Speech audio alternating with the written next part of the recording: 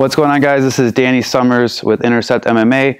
Thank you guys for tuning in. If you guys can, please hit like and subscribe. Also hit the notification bell. That way, anytime we're putting out new videos, new content, new fight breakdowns, you guys can see it first.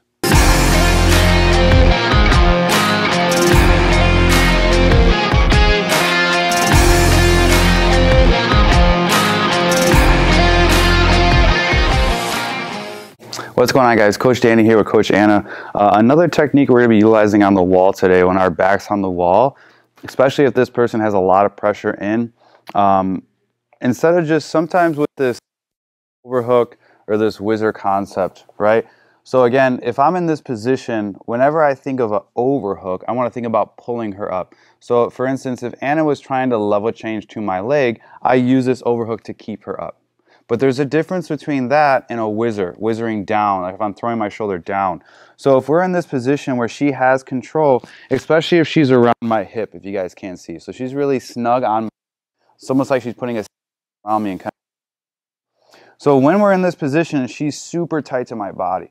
Now we kind of play this battle with this hand. Again, MMA, she's probably looking to strike a little bit, so sometimes you'll see people kind of control the bicep, control the wrist, whatever the case may be. If I'm having a hard time getting an underhook, I'm having a hard time getting off the wall, what I'm going to look to do is transition my whizzer arm into an underhook. So here's how I'm going to do that. First thing is I want to make sure I'm not getting controlled on this side. I don't want her to have my wrist. I want to make sure I'm getting inside position and maintaining it.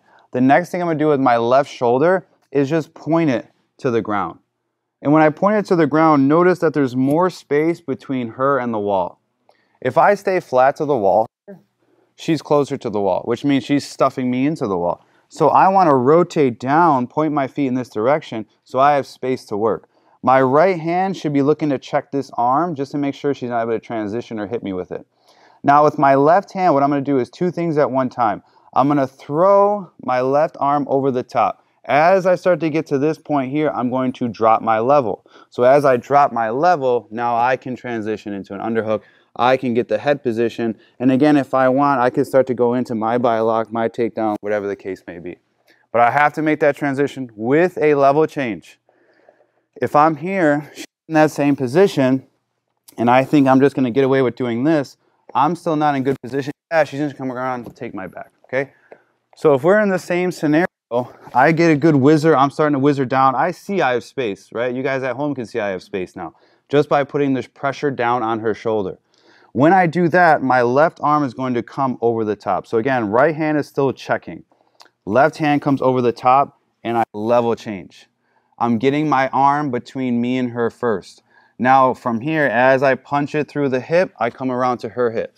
Head should be in position. I can either start to go into my own takedowns, I can frame. Obviously, she's still going to be trying to come in with some pressure. So as she does, I can just look to turn her, and then I can start going to work, whether I want to work striking, takedown, whatever the case may be. So I call that one the rock and roll, just because it looks like I'm kind of strumming on really big.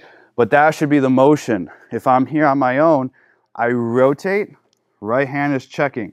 Left hand, shoulder down, is rock and roll. Now, as I do that, left, right to my underhook. All right, give it a try.